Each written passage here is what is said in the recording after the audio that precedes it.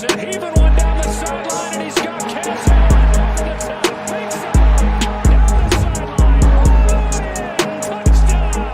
His signature move and his signature performance. Allen, big ball one more time. 58 yards this time. You're listening to the Bruin Bible. This is your host, Will Decker, bringing you UCLA football content all throughout the year for LA Football Network. What is up, and welcome to a brand new edition of the Bruin Bible Sunday night. I got the Madman to my right. It was his anniversary weekend this weekend. Mr. Madman, how are you doing, bro? It's always great to see you. Doing well, Thriller. Always great to see you, and excited to talk about our Bruins. It's the off season is upon us, but it just feels like Mr. Deshaun Foster is making moves fast and furious here, and we're all about it. So excited to get into all of that with you, my friend. Making so many moves, the overturn of the staff from last year to this year. I mean, we knew about the offensive coordinator. We knew about Juan Castillo coming in last week as the offensive line coach, but they made 3 new hires to the coaching staff. One of the existing coaches moved, and then we may have a new GM of football on the horizon. I mean, it's just a lot to talk about. We actually got our first commitment today of the Deshaun Foster era as well. So things are moving quick here in the springtime. And I mean, selfishly, I kind of love it because it gives us content to talk about. So, man, let's start from the top. So Ted White, quarterbacks coach, coming to UCLA. This is a guy that played in the NFL. He played for the Jaguars, for the Kansas City Chiefs, after an illustrious college career at Howard University out of Washington, D.C. Bounced around NFL Europe, and that is a topic I have not thought about in a long time. That's where Kurt Warner kind of made his bones back in the day. This guy was the quarterbacks coach for the Texans as of most recently. He's coached in the XFL for the D.C. Defenders. You know, he's been around the college scene as well. He actually went back to his alma mater at Howard, was the offensive coordinator at Grambling in 2021. Getting a guy that's been in the NFL and knows how those things operates. He was working under Lovie Smith at that time. I think it's a big replacement to Ryan Gunderson, who left for the offensive coordinator job at Oregon State. I kind of want to just go into these hires like individually, and we can kind of just riff on them a little bit. What's the thought process with Ted White? I mean, I like the experience. I like that he's been a signal caller in his own right. I like that he's been in the NFL. There's a lot of positives on the surface here. Yeah, Will, first of all, NFL Europe was like one of my guilty pleasures growing up. I was always a rain fire guy. You know, that was my team of choice. So shout out NFL Europe. I used to love the uniforms and the action there.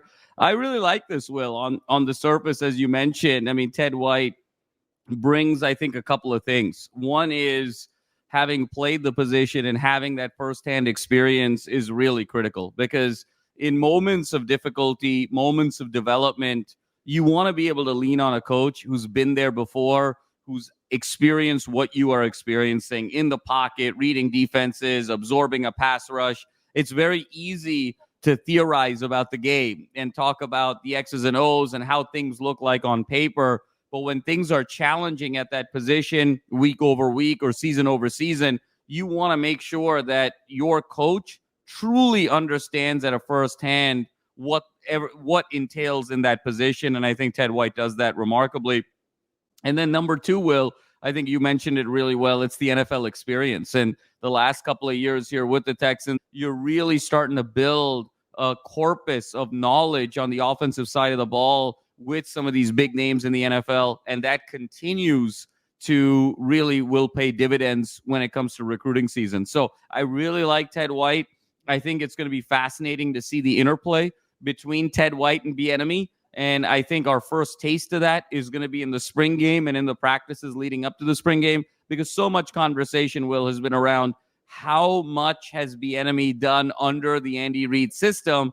And so as a result of that, how much is he going to take on day to day? And then how much is he going to give these special positional coaches on the offensive side of the ball? So I think Bieniemy has it all laid out in his mind. And I think seeing how that shakes out in terms of responsibility, accountability, and authority is going to be key. But I really like this move. He's relatable. He's got the NFL experience. And then on top of that, I think playing and coaching at the HBCUs under Lovie Smith, I think, again, it just brings another nuance of recruiting prowess in some areas that maybe other schools aren't looking into. And anytime you can talk about UCLA in new areas, new pipelines, given the academic requirements, given everything else that the campus has to offer, I think you're unlocking a talent pool that maybe was undiscovered in the past. So for all three of those reasons, really like the hire.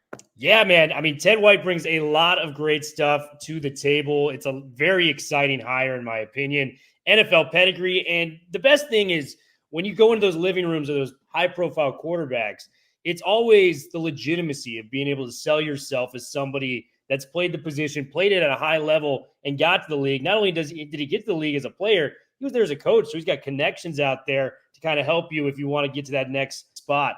So then after that, we got a former Bruins coach coming back. This was reported by the great Los Angeles Football Network, Mr. Marcus Thomas coming in for UCLA. He was with the Naval Academy for 4 years as a coach.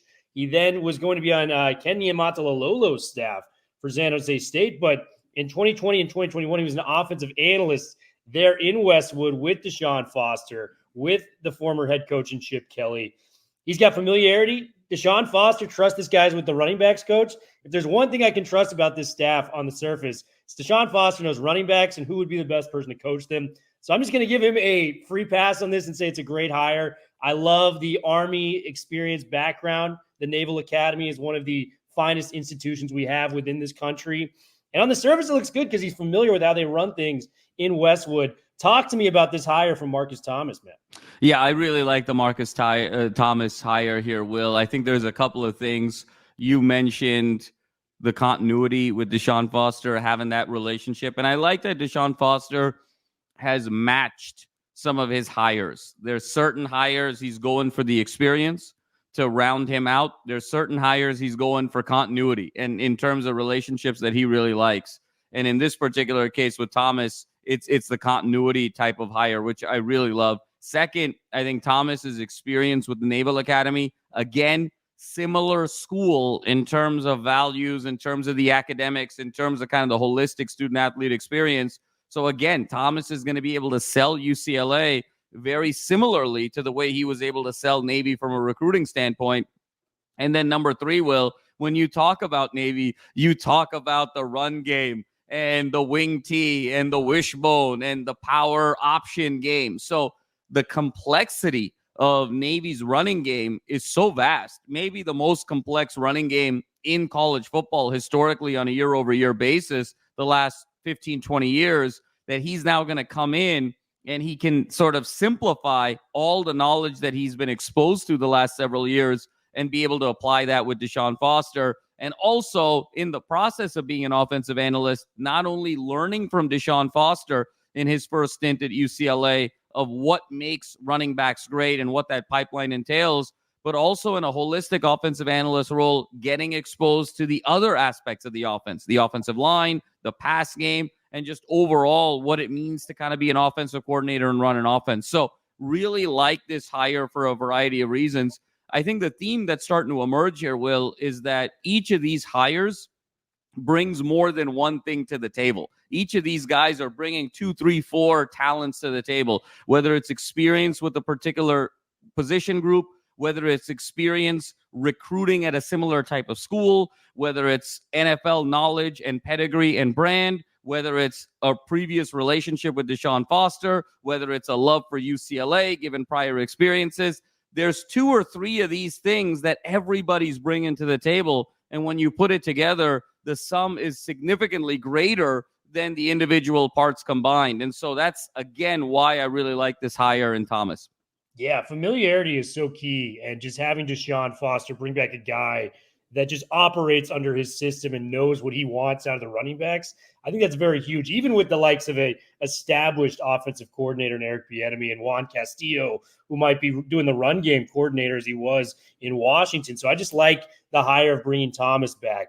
This one almost caused a heart attack for me because Eric Frazier is named the wide receivers coach. I'm going, what happened to our guy Neuheisel? Like, that's one guy we got to keep on this staff. You famously said you want him to be one of the future head coaches of UCLA football. I think he's such a great representation of what this university has. Friend of the show. Jerry Neuheisel is luckily moving to tight ends coach, guys. So he is staying put in Westwood. But Eric Frazier comes from the Tennessee Titans. Not a whole lot of background on Frazier compared to the other two guys that I have. But what I do know is he's been with Mike Vrabel for the last 2 years out in Nashville. He has the pedigree of an NFL coach, and just another guy you can add with, it's like, hey, that guy's coaching the NFL, so is that guy, and your offensive coordinator and O-line coach have as well. So just a lot of tools to be added to the tool chest with Eric Frazier coming. Talk to me about Frazier being the wide receivers coach, and talk to me about Neuheisel moving to the tight end room. I think that's a very interesting move for our guy, Jerry New. Yeah, Will, I like the Frazier move. I mean, it's just another mind in the building to sort of solidify an offensive game plan. You can never hurt with the NFL experience. And Mike Vrabel, of course, is off of the Bill Belichick coaching tree. So all good things to like there. I think it's going to be interesting, the interplay with him and Neuheisel, because the one thing, as you mentioned, I think we all sort of held our collective breath there of, what's going to happen with Jerry Neuheisel now? And I worry a little bit about this one, Will. So this is one where I'm a little bit more neutral on, to say the least, because the last we left it, Jerry Neuheisel was going not only from wide receivers coach, but also to helping Chip as the passing game coordinator, if you recall. So there was actually an expansion of responsibility in terms of his growth trajectory. Now you're in a situation where you were the wide receivers coach, and now you're moving over to tight ends coach. And I'm not saying that that's necessarily a demotion, but there are fewer tight ends on a roster than there are wide receivers. There's fewer, the route tree is not as complex. Obviously, there's a blocking element to tight ends. So maybe you're going to get a little bit of taste of that offensive line type of mentality as well. But this can't help but feel like this is a lateral move at best for Jerry Neuheisel, and feels a little bit like a demotion. And in that regard, I worry a little bit about, was the Frazier hire necessary? And I think with Deshaun Foster, he sort of grew up with Jerry Neuheisel the last 4 or 5 years. And so in that regard, I thought this might have been an opportunity to keep him at wide receivers coach, and then maybe give him a few other tasks on sort of the recruiting side of the house, as this new regime and this new program is really being built from the ground in this fresh and intoxicating way. So I worry a little bit, Will, because again, we've talked about this for many shows for many years, that to be successful at UCLA, it has to be a calling. It has to be a destination job. It has to be a long-term job. I believe that is the case with Deshaun Foster, but I also believe that is the case with Jerry Neuheisel. And I wonder a little bit here, in this rush to hire all of these fresh faces, was this perhaps a miss? Because I think this was maybe an opportunity to keep Jerry where he was and maybe grow him. Now it feels like his role is shrinking just in the name of change. So if I'm Jerry Neuheisel, I love UCLA so much. It's always been all about UCLA, but I have to wonder about the future of my career right now. Does it make some sense here to maybe look somewhere else, to feel like my career is still progressing? And then down the line, is there an opportunity to come back to UCLA? So I like the Frazier move. I think his NFL ties will serve dividends. But given that he didn't necessarily have this blue chip grand slam resume at the wide receiver position, no knock on him by any stretch, but the fact that it wasn't just the resume was jumping off the page, I wonder, was this maybe an opportunity to keep some continuity, keep Jerry Neuheisel there and help him grow? Yeah, I completely agree with everything you said. And I mean, we've talked about this at lengths. Neuheisel, for what he was able to do, he felt like UCLA's strongest recruiter in a lot of ways, and how he's tooled that wide receiver room. Like, he was one of the main factors of getting Kyle Ford and J. Michael Sturdivant to UCLA last year. He's a big part of why Logan Lloyd had a breakout year last year in the slot as a wide receiver for UCLA. Last year, we thought it was the most loaded wide receiver room UCLA's ever had. They get pretty much everyone back again this year. So it's kind of one of those things where he's done his job, and I think he's done it exceptionally well. We weren't really able to see the fruits of his work, as the offensive line was so patched up at best, to the point where the quarterbacks that were out there just didn't have the time in terms of pass blocking to get it out to their weapons in space and make plays. I agree with you. I like, if this was Chip's world, we'd be looking at a scenario where Jerry would probably be moving to as close as you can be to an offensive coordinator position under Chip Kelly. I mean, Chip's going to be the guy who's going to call the plays, but Jerry knew, I mean, he was right there. He's the passing game coordinator. He's basically going to take Gunderson's position as well as coaching the wide receivers. So it feels like a demotion to me because tight ends, I know it's a position group that has kind of exploded over the last 15 to 20 years in the game of football due to more of targets coming their way in the receiving game. But for what he's done in the wide receiver room, we've heard numerous recruits kind of shout him out personally.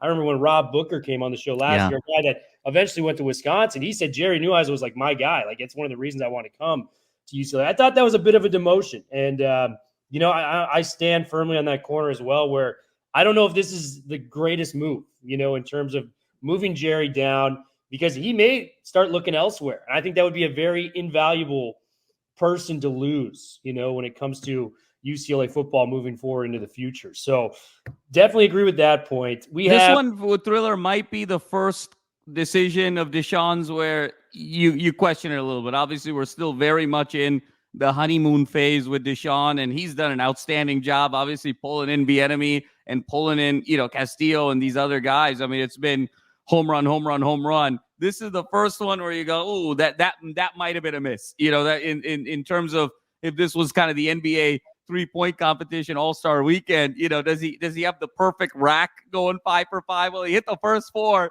I can't say he went 5 for 5. This one feels a little bit 4 for 5. This one went off the rim a little bit for me. And you said it best, Will, that I don't think we got to see the full Jerry Neuheisel experience with the roster last year. And when you talk about J. Mike and you talk about Loya and you talk about all the other weapons out there, between the offensive line being what it was and the rotating wheel at quarterback, we never really got a holistic wide receiver type of experience over one game. J. Mike had the huge game, in the opener and then had the massive game in the LA Bowl. Loya was huge in the SC game and had some spots in between. Kyle Ford kind of showed up in the LA Bowl, but wasn't really to be seen the rest of the season. So we never really had that entire sort of trio quartet of receivers kind of humming at the same time, given circumstances. And I hope that just wasn't, held against him in a way. And I wonder a little bit, Deshaun kind of coming up with Jerry together, it just feels like this could have been an opportunity to kind of keep him growing as well. And kind of shelving him to the side. I wonder if that changes their relationship a little bit moving forward. It can't help but feel like Jerry feeling a little bit slighted. He's such a true Bruin, cares so much about the program. He always puts the team above himself. But if I'm Jerry Neuheisel, I can't help but feel maybe a little bit hurt, maybe a little bit overlooked. And I think I have to start looking at all of my options in terms of my career. Yeah, it'd be just such a crucial piece to lose because I think in a lot of ways, they were kind of grooming him. I mean, I've talked to Darren Chiavarini, who was an offensive analyst. He goes, that guy's going to be a head coach in like 10 years. Absolutely. Like, keep him on the staff, keep him where he's at. That guy's a head coach in 10 years. So if they can keep Jerry Neuheisel around, it's frustrating for him. I feel bad for Jerry. Tight ends coach, in my opinion, your opinion, which just feels like a demotion on so many levels. Very encouraging news. And this guy, I want to shout out Matt Zenitz from 24/7. This guy was working overtime this weekend, reporting all the news coming out for UCLA. He tweeted this out. So we lost Darren Usher as the GM of UCLA football. He went back to Oregon. And for those that are unaware what the GM means, it's basically these guys are in charge of all the recruiting efforts. They're going to set up weekends to get recruits out. Likely they're going to be more in contact with the recruits when the season starts up. Obviously, they'll pass the phone off to Deshaun, and we'll get into that in a little bit. He's been outstanding in the early parts of his recruiting. But having a guy that can kind of handle the business while Deshaun needs to be drawing up the X's and O's and firing up the team on game day, that just helps make everybody's job easier in that regard. And UCLA's got a target, man, and this is a really interesting guy to go about for UCLA. Notre Dame's Butler Benton as their GM. He was formerly of Arkansas. And this is per Matt Zenitz's tweet. He said he has been Notre Dame's assistant AD for player personnel that helped the Irish build a top 10 2024 class. And madman, they had a recruiting class to start 2025 that's currently ranked number 1 in the country. Notre Dame's not an easy place to recruit. I don't care what anybody says. You got to live in the dorms for 4 years. It's a heavily, religious type of school. So for them to be continuing doing that, I think it's very impressive for what he's been able to build up with Butler Benton.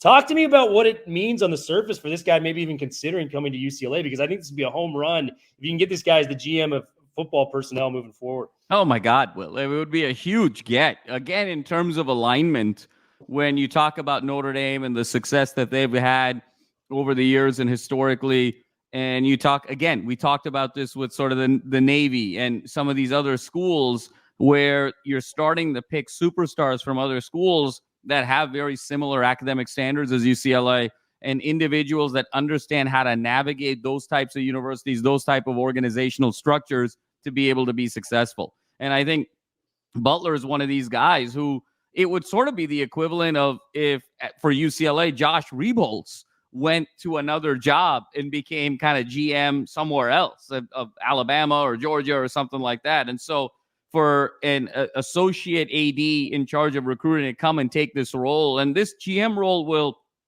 in a lot of ways, it's sort of the chief of staff of the football team in so many ways, because you are the primary interface and integrator for all things recruiting. You're almost like the VP of sales for a big company. You know, you've got all your sales pipelines, your CRM software, you're handling all the leads, you're assigning kind of sales teams on the field, boots on the ground. And so I think bringing that sort of level of rigor and attention to detail and tenacity with recruiting, I think is going to be absolutely significant. And you can't argue with the results here, Will. When you talk about top 10 last year and sitting on number 1 this year at a school like Notre Dame, that's right there with UCLA and Michigan and a few, and Stanford, I mean, in Vanderbilt, in terms of Duke, in terms of really high academic standards, they're right there. And so the fact that they were able to pull this level of talent, there's some secret sauce that he has, whether it's the way he organizes his teams, whether it has to do with his recruiting pitch, whether it has to do with where he travels and how for identifying talent, whether it's order of identifying talent. There's some secret sauce clearly that he has that's working. And if he can bring to Westwood with that Los Angeles market, with that UCLA campus, magic can really happen. So let's keep our fingers crossed that we bring this one home. And in many ways, outside of Bieniemy, Will, this might be the biggest hire of the Deshaun Foster era to begin outside of Eric Bieniemy, just given how much this role touches the overall football program. Can't argue with the results of what he's putting up there in South Bend. And just kind of a segue point here. Stephen A. Smith made waves about a week or two ago by calling Notre Dame not relevant within the college football landscape. I'm not a Notre Dame fan. I don't really, care about what goes on up there. But what I will say is they've at least made 2 college football playoffs. Like if you're comparing them to USC, like they have a way stronger resume over the last 10 to 15 years, in my opinion, than what USC brings to the table. And I mean, this is just me having a shot at USC as normal. I have to get it out there when I can. What is your take on them being relevant in today's college football? Because granted, they're not the team they were in the 80s, 70s, 60s, 50s, 40s. But, I mean, I really like what Marcus Freeman's doing with that defense out there. And it looks like this might be the year that they can flirt with the playoffs once again with Riley Leonard coming in from Duke. Yeah, well, it's a really interesting point. And I think, Stephen A., there's some truth to what Stephen A. is saying, because when you look back at Notre Dame and you look at the 11 national championships, 10 of those 11 national championships were 1977 and prior, and then the 11th was 1988. So when you look back and say, wow, 11 national championships, 88 and prior, and then obviously they had the Heisman winner early 90s was their last one, I think, with Rocket and whatnot. And so then you sort of look back and say, well, what has really been happening the last 35, 36 years? And yes, they have gotten to 2 college football playoffs. They've gotten to some BCS games. I believe they're 0-8, though, in New Year's 6 BCS/CFP games since 2000. So there's obviously been a drop-off of what they were. They were the face of college football. Now you probably pencil them in as maybe a B-plus program, in college football right now with an opportunity to kind of flirt to sort of an A-minus level. So I understand where Stephen A. is coming from, but the bottom line is, as you mentioned, got to 2 Final Fours, got an opportunity. Well, one was Final Four, one was just the championship game pre-playoff era when they played Bama, had their opportunities as well to sort of compete there. But I think now with the playoff will opening up to 12, they're going to be in the running here, especially given that they're an independent. They're going to have a path to one of these 12 spots now on a perennial basis. I think the challenge for them is going to be, because they are sort of in this independent zone, it's going to be hard for them to get a bye and get that, one of those 4 or 5 spots in this 5+7 model, this first 4 get the bye type of regime. And so you're going to have to go and win 4 games. So that's going to be the challenge for Notre Dame. But I think they're going to be a perennial top 12 team year over year. But I understand the argument that it wasn't what it was in 1988. But as UCLA fans, as a program where we haven't won a Pac-12 championship since 1998, it's been 25 years now, going on 26 years without a conference championship, without a true run at something significant in November. We would welcome the lineage that Butler would bring from Notre Dame to sort of elevate and go beyond. So I think there's a lot to be excited for here, Will. And I think anything we can take from some of these more traditional football programs, if nothing else, Will, it's the culture. Regardless of the results the last 20 or 30 years, nobody can argue that Notre Dame has always been football first in terms of their athletics culture. So Butler even bringing cultural identity, bringing cultural knowledge of how to embed football first thinking inside the athletic department is going to do wonders, in addition to all of the recruiting pieces. Yeah, and I think Freeman's really got a shot to kind of steer that program back into the right direction. Starting with this year, I mean, we watched USC play that Notre Dame defense last year. No defense gave USC more problems than that Notre Dame defense did last year. That was with the former Heisman #1 overall pick, Caleb Williams, at the helm. Say what you want about that team. That defense was the problem, not the offense. And, they could get back. I mean, who are some of the recent teams we've seen kind of come back that were forgotten about? I mean, Clemson, just over a decade ago, coming back with Deshaun Watson and Dabo. Michigan, even last year. I mean, like they tied for the national championship in 97, but before that, it's like 1948 since they had won their last outright national championship. So we're seeing that it can, some of these programs can get their turn thrown back their way. And I want to kind of start with this too, Madman, as we dive into recruiting. Shout out to Greg Biggins. He is a guy that works for 24/7 Sports as well. He had this tweet. So it was an offer that was extended to Jonas Smith, a young recruit that has interest in UCLA football. And the tweet caught my eye because of what he said. He goes, UCLA probably offered more local underclass players today in the last 3 to 4 years combined. Like, think about how crazy of a stat that is and how hard they're hitting the recruiting trail and the early returns of this Deshaun Foster era. And we even got our first commit today, Curran Jabari out of Temecula, California. It's kind of funny. I went to a high school in Scottsdale, Arizona called Chaparral High School. He went to one called Chaparral in Temecula, California. Very kind of off-the-wall name. But, this guy's recruiting profile was heating up. He had offers from Michigan State, Arizona State, Oregon State. So Jonathan Smith actually carried the offer over with him to Michigan State. Talk to me about how these early offers are coming out for UCLA and how hard they're hitting the trail. And then talk to me about Curran Jabari coming to UCLA. I think this is a huge commitment. Deshaun's first as the head coach of UCLA. No, Will, it's very exciting because we're demonstrating an urgency on the recruiting trail that simply was not evident in the Chip Kelly era. It just is a totally different philosophy. And you and I have talked about this earlier. You have to wall off this region. This is just such a hotbed of high school talent that you have to create that wall of SoCal that really only 2 schools have direct access to in UCLA and USC. And so obviously recruiting is a national game.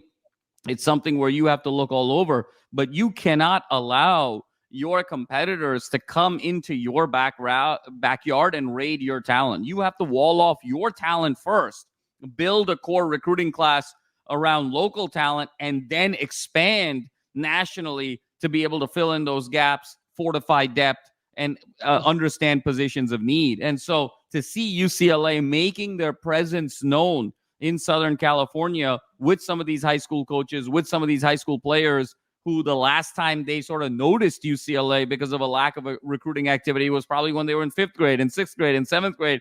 And now here comes UCLA back because, again, like we talked about, there is nothing structurally that USC can offer that UCLA cannot offer. When you talk about football facilities, when you talk about opportunity to play in the Big Ten, when you talk about a great education, when you talk about the LA market, when you talk about all of the other opportunities when it comes to alumni and access to different businesses and industries and endorsements and entertainment, there is nothing that a blue blood like USC can do that UCLA cannot do. All that it requires is a shift in thinking of being football first, a shift in thinking of having a growth mindset, and really putting the grind into recruiting on a day-to-day, week-to-week basis. And to see UCLA start doing that with Deshaun Foster has been so refreshing, and it's so wonderful to see that the recruits are taking notice. And Deshaun has been everywhere, Will. He's been traveling all over the country for recruiting,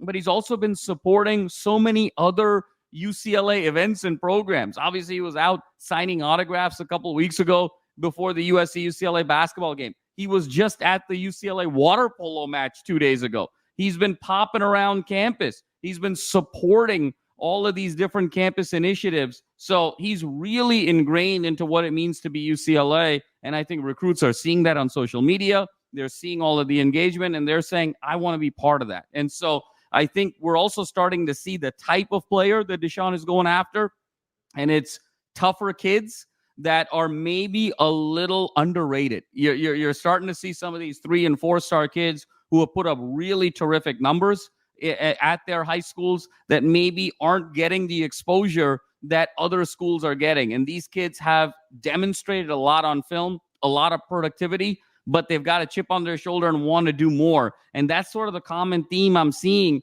from some of these early recruits. It's going to be really exciting to see how this all translates into next year's recruiting class. But Deshaun has gotten on the ground running. It just feels like a different energy, Will. There's a different energy and a feel to this UCLA football program. And I think we're really going to sense it in a very tangible way April 27th at that spring game.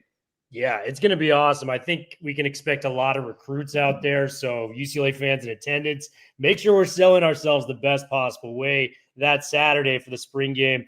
And it just goes back to show, like, you know, we heard the story about Mason Graham, who was the MVP of the Rose Bowl, that wanted to come to UCLA but had no contact despite being a 4-star prospect.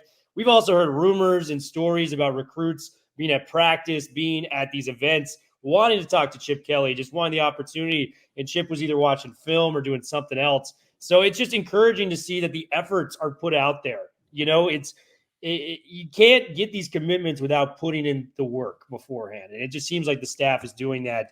Madman, I think we rallied off pretty much everything we had in line for the show. Any parting thoughts for the Bruin Bible faithful? Yeah, Will, what a fun episode. And Will, I want to bring something up that, you know, is maybe not being talked about. And in terms of all of this momentum, and I know we've alluded to Chip the last, couple of minutes here in terms of what he has not done. And obviously we've turned the page to such a new and exciting era of Deshaun Foster and everything that he's bringing to the table.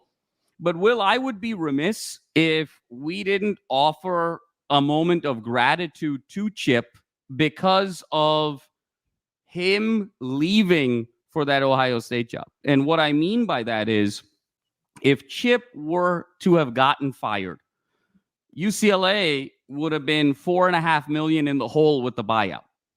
With Chip going to Ohio State on his own volition, not only did Ohio State have to pay UCLA $1.5 million, but the fact that Deshaun Foster's contract starts at $3.1 million is $3 million less than what Chip was scheduled to make. So think about that scenario here, Will. The difference between Chip getting fired versus Chip resigning and leaving on his own. In the case of Chip getting fired, even if, regardless of the politics, even if that were done right away, UCLA would have been in a $4.5 million financial hole, needing a Casey Wasserman and others to sort of pay that buyout money. By Chip resigning, UCLA got $4.5 million to do, guess what? Spend the money on all of these exciting assistants and this staff and the Bieniemys of the world that we're talking about. So I know Chip was not successful here at UCLA. I know Chip didn't like recruiting in any way, shape, or form and really eroded the brand that is UCLA football the last 5 or 6 years. But I do think that we have to offer him a debt of gratitude and a debt of appreciation as someone that could have very easily coached one more year and gotten $10 million and then gone elsewhere, but had the integrity to say, this is not what I want to do, and end up getting a job for $2 million that has actually set up this program for success financially. I mean, how many people would have left 5 times the amount they would have gotten, even in a job that they hate, for 1 year? If I told you, Will, you can have a job that's going to pay you 5x what you want to get paid, you're going to hate it, but it's 1 year, or you can go do the job that you love right away, right now, for 1/5 the price. How many people would take the passion over the money for that 1 year? And so the fact that he went to the job that he was supposed to go for 1/5 the price and allowed UCLA that financial freedom to now build this staff, get all this momentum, get all this excitement, I would be remiss, Will, if we didn't bring that up. And that might not be a popular opinion after people hear this, but such is life, because I think that was a very noble thing for him to do and a very honest thing for him to do. And we're now reaping the benefits. And no one's really talking about that. And I think it's important to bring up.